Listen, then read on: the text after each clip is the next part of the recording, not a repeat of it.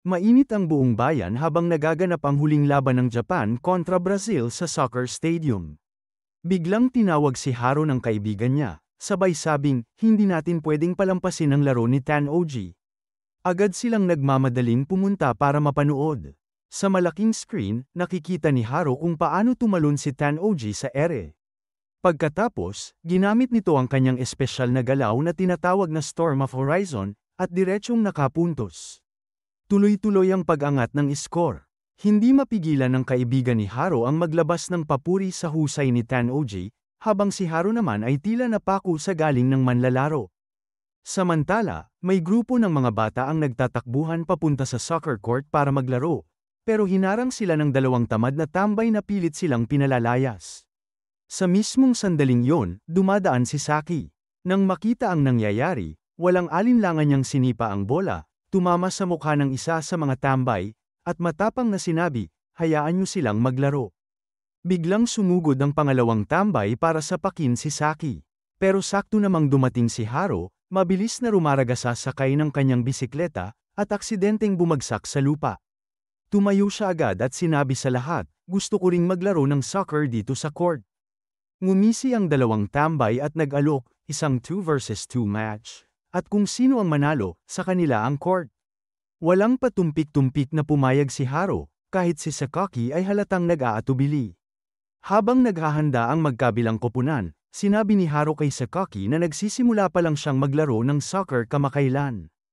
Pagsimula ng laban, sinabi ni Sakaki kay Haro na ipasa sa kanya ang bola. Sumunod si Haro, at agad na nakapuntos si Sakaki. Pagkatapos, mayabang niyang sinabi, manood ka na lang. Baguhan ka pa. Muli siyang umiskor mag-isa. Sa ikatlong pagkakataon, kinuha ulit niya ang bola, pero tinadyakan ng kalaban ang paa niya kaya siya nadapa. Agad tumakbo ang kalaban para makapuntos, ngunit sinalo ni Haro ang bola bago ito tumawid sa goal. Nahinto ang bola nang tamaan si Haro sa katawan. Sa halip na masaktan, kinuha niya ito at mabilis na nakapuntos. Agad namang nagreklamo ang dalawang tambay, sinasabing ginamit ni Haro ang kamay niya para harangin ang bola kaya hindi sila nakapuntos. Uminit ang tensyon at muntik nang mauwi sa gulo, pero biglang pumasok ang isang astig na lalaking may presensya. Tumigil kayo, huwag kayong mag-away sa harap ng mga bata, seryosong wika niya. Lahat ay tila namangha, dahil nakilala nila ito bilang si Tsukio Yoka, isang kilalang under-18 soccer player. Nang makita siya, mabilis na nagtakbuhan palayo ang dalawang tambay. Lumapit si Tsukio kina Haro at Sakaki at inimbitahan sila, pasyal kayo sa gym minsan, mag-practice tayo ng soccer. Nagpasalamat ang mga bata sa kanilang tulong. Pagkatapos, si Haro at si Saki ay huli na sa entrance ceremony ng paaralan ni Koyo. Sinermonan sila ng guro at doon nila nalaman na magkaklase pala sila. Tinanong ni Haro kung sasali ba si Saki sa futsal club. Sa paraan ng pagsagot ni Saki, tila bumalik sa kanya ang alaala ng nakaraan. Maya-maya, dumiretso silang dalawa sa gym kung saan naglalaro si Tsukio kasama ang kakampi niyang si Sabubaki. Sinabi ni Tsukio sa katim niya na magtutulungan sila para makapasok sa nationals ngayong huling taon nila. Pagdating ni Haro sa gym, hindi niya mapigilan ang mag-fangirl sa husay at galing ni Tsukio sa soccer. Ipinakilala ni Tsukio Yoka ang sarili bilang captain ng team, at ipinakilala rin si Sabubaki bilang kanilang vice captain. Biglang may isa pang dumating sa gym, si Ryu.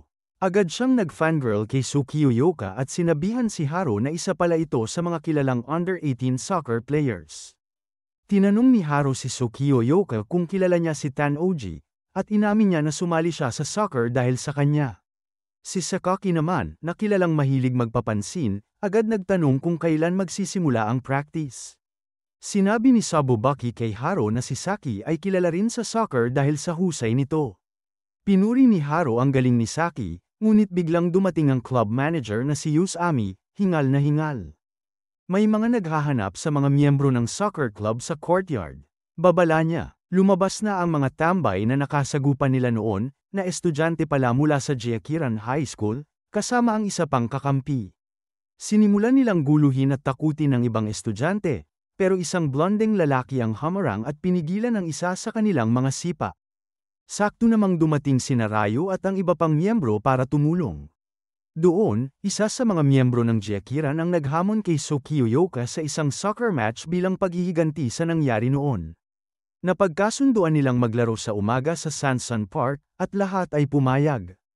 Habang naghahanda ang mga manlalaro para sa laban, sinabi ni Haru kay Ryo na baguhan pa lang siya sa soccer, pero magaling naman siya maglaro. Inisa-isa naman ni Sukio Yoka ang posisyon ng bawat isa bago magsimula ang match. Naalala ni Sabubaki ang sinabi ni Sukio Yoka noon, gusto niyang makita kung ano ang hinaharap para sa kanila bilang team. Sa mismong laro, ninakaw ni Saki ang bola at, matapos tumalon sa ibabaw ng isang kalaban, agad nakapuntos ng goal. Muli niyang ninakaw ang bola, at nang hilingin ni Haru na ipasa ito sa kanya, binaliwala lang siya ni Saki at muling umiskor mag-isa. Namangha si Usami sa talento ni Saki, ngunit unti-unti nang napapansin ng iba na isa siyang lone wolf sa field. Sa susunod na pagkakataon, nakuha ulit ni Saki ang bola at ipinasa ito kay Sukio, na agad namang nagbigay kay Ryo. Ipinasa ni Ryo ang bola kay Haru, pero hindi ito nasalo ni Haru, at dahil doon, napag-alitan siya ni Saki at tinawag na walang silbi. Napansin ni Sukio Yoka ang nangyari at napaisip siya na baka marami silang kaharipan na problema bilang team sa hinaharap. Samantala, sa Okazen High School, nagmintis ang goalie sa isang tira. Dahil dito, tinaboy siya ni Tan-Oji at sinabihang wala siyang silbi. Balik sa laro, dalawang kalaban ang sabay na hamarang kay Saki habang sinisigawan siya ni Haru na ipasa ang bola. Sinabi naman ni Sabubaki kay Haru na pamwesto siya sa lugar kung saan mas madali para kay Saki na ipasa ang bola. Biglang umatake si Ryo, mabilis na tumatakbo papunta sa goal. Pagkakuha niya ng bola mula kay Saki, ginawa niya ang kanyang dragon headshot at nakapuntos. Sa susunod na play, hinayla ng isang kalaban si Sukio, dahilan para makalusot ang isa nilang kasama at makagol. Idineklara ni Usami na foul yun, pero agad namang nagreklamo ang kabilang koponan na pinapanigan daw niya ang sariling team. Sinabi ni Sukio Yoka na tanggapin na lang nila ang foul para magpatuloy ang laro. Patuloy namang gumamit ng maruruming taktika ang kalaban, tinutulak at tinatabig ang mga manlalaro, at sa ganitong paraan, nakadagdag pa sila ng 2 goal. Sa huling segundo ng laro at tabla ang score, nagpasya sina Ryo at Saki na kailangang makagol pa sila para masungkit ang panalo. Samantala, sa Koyohai, dumating ang 2 gwapong lalaki. Isa sa kanila ang nagsabing interesado siyang makita kung ano ang mangyayari sa susunod. Gusto ng 2 gwapong bisita na makita kung gaano nakalaki ang improvement ni Sukio Yoka mula nang pumunta siya sa Spain. May natitirang 16 na segundo sa laro, ipinasa ni Sakaki ang bola kay Haru, na agad namang nagbigay kay Ryo. Mula kay Ryo, napunta ang bola kay Sukio Yoka, ngunit bago siya makapag-shoot ng maayos, nablock siya ng kalaban at napunta ang bola kay Haru. Biglang gumawa si Haru ng isang astig na galaw, umikot siya gamit ang isang kamay sa lupa at sinipa ang bola papasok sa goal. Eksaktong tumunog ang hudyat at Koyohai ang nanalo sa laban. Agad nag-fangirl si Haru sa sarili niyang move, pero nagreklamo ang kalaban na tinamaan daw siya ni Haru kaya hindi raw dapat bilangin ang goal. Sakto namang dumating ang 2 gwapong lalaki at sinabi kay Haru na flawless ang kanyang tira. Nang makita ng mga wannabe thugs kung sino ang dumating, agad silang umatras, dahil ang 2 ito ay mula sa Adalbert School, isang kilalang paaralan na pinapasukan ng mga anak ng sikat na politiko at negosyante. Lumapit ang blondeng lalaki na nagngangalang Kasharagi kay Sukio Yoka at sinabi, "Kaiyahiya ang score ng team mo."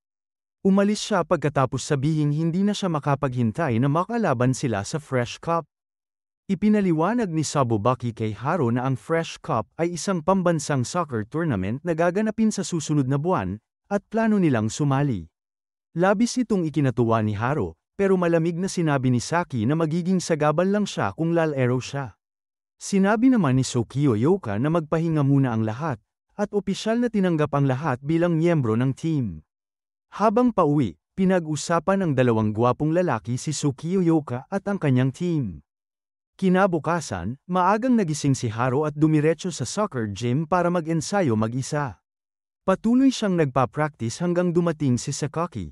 Ipinakita ni Sakaki ang kanyang skill sa pamamagitan ng pagsipa ng bola mula sa malayong distansya, pero hindi ito umabot sa goal. Pagkatapos, naglaro-laro siya mag-isa gamit ang bola habang si Haru naman ay walang tigil sa kakadaldal, na para bang nakasalalay ang buhay niya rito. Sinabi ni Sakaki na hindi sapat ang mag-enjoy lang sa soccer, mas mahalaga ang panalo. Hindi pinansin ni Haru ang sinabi niya, kaya tinawag siyang baguhan ulit ni Sakaki dahil sa napaka-inosente nitong pananaw. Maya-maya, nagsimula na ang team practice.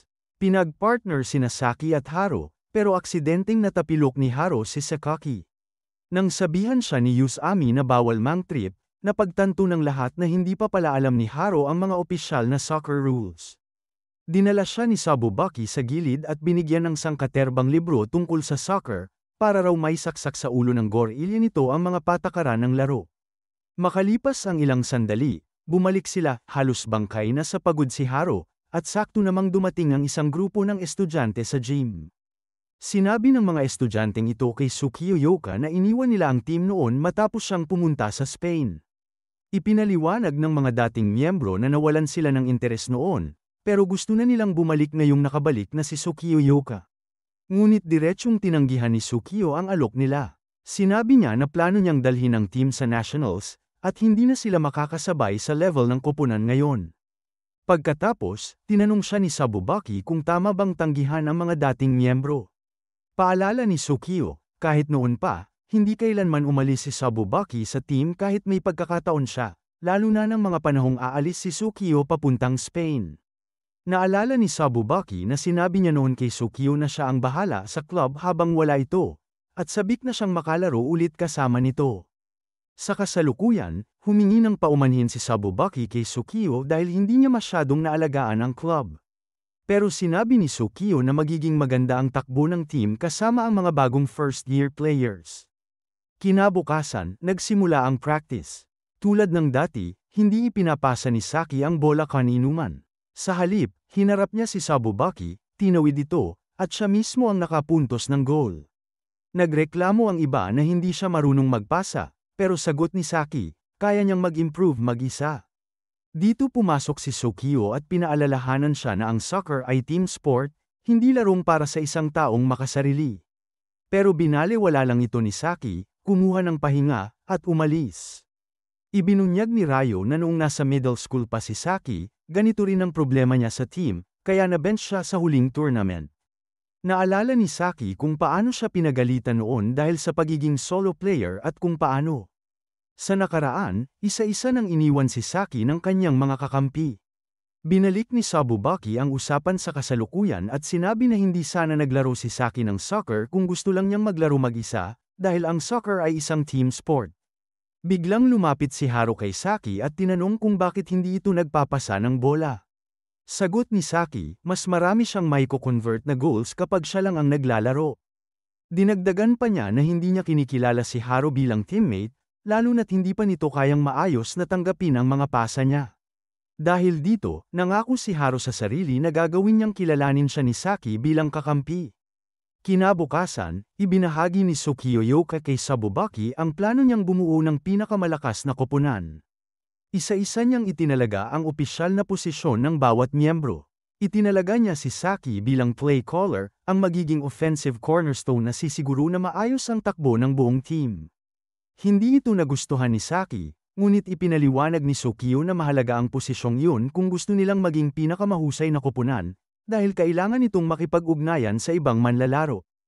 Napaisip si Saki kung kakayanin niya ba talaga. Samantala, sa Adalbert School, sinabi ng mga kakampi ni Kasaragi na makukuha na niya ang gusto niya sa pamamagitan ng Fresh Cup nomination. Balik sa Koyo High, inanunsyo ni Usami na lumabas na ang listahan para sa Fresh Cup, at ang kanilang unang makakalaban ay ang Adalbert School. Binanggit ni Usami na matagal-tagal na mula nang huling maglaro si Sukiyo laban kay Kasaragi. Ibinunyag ni Ryo kay Haru na dati ay magkakampi sina Sukiyo Yoka, Kasaragi, at Tanoji sa under-18 team, at kilala sila bilang top 3 triangle, kung saan si Tanoji ang nasa tuktok. Sabi pa ni Ryo, ang tatlong iyon ay sobrang sikat. Tinanong ni Ryo si Sukiyo Yoka kung kilala ba niya si Tiga Amikado. Naalala ni Sukiyo na may isang manlalaro noon na si Tiga, na kinikilala bilang pinakamahusay na goalkeeper sa middle school soccer. Sinabi ni Rayo na napilitan si Tiga na lumayo sa soccer dahil sa ilang dahilan, at tinanong kung pwede ba niyang imbitahan ito na maglaro muli balang araw. Maya-maya, pinag-usapan ng team ang magiging strategy nila laban sa Adalbert School. Ipinaliwanag ni Sukiyo Yoka ang mga miyembro ng kalabang koponan. Ibinunyag ni Rayo na nakalaro na niya ang ilan sa kanila noong middle school at kilala sila sa kanilang napaka-koordinadong team play. Kinumirma ito ni Sukiyo Yoka at ipinaliwanag na sobrang galing mag-link ng mga miyembro ng Adalbert, dahilan para makagawa sila ng maraming coordinated goals. Binigyang diin niya na kung gusto nilang manalo, kailangan nilang pagbutihin ang passing at palakasin ang depensa. Sa break time, tinanong ng mga kaibigan ni Haro kung hindi ba nakakainis na kasama sa team si Saki, dahil palagi itong nag-iisa. Pagkatapos, nag-ensayo si Haro ng isang soccer move. Ipinaliwanag niya kay Rayo na gusto niyang magpursige pa, dahil kahit na isang prodigy si Saki, palagi itong nag-aaral at nagbabasa para maging mas magaling. Kaya gusto rin niyang ibigay ang lahat ng makakaya niya. Dahil dito, sumama na rin si Rayo sa practice niya. Samantala, sa Adalbert School, iniisa-isa ng isang miyembro ang pagsusuri sa mga manlalaro ng Koyohai.